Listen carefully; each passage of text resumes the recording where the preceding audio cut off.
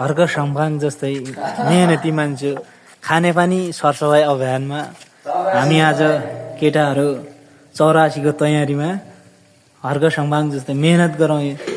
हेर्नु त खानेपानीको लागि यत्रो मेहनत गरे टङ्कीहरू यस्तो फोहोर जमेर यस्तो बसिरहेको रहेछ होइन मित्रहरू हो।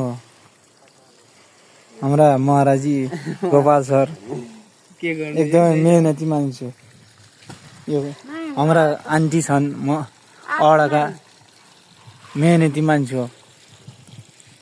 खानेपानी हो पुसाइजी।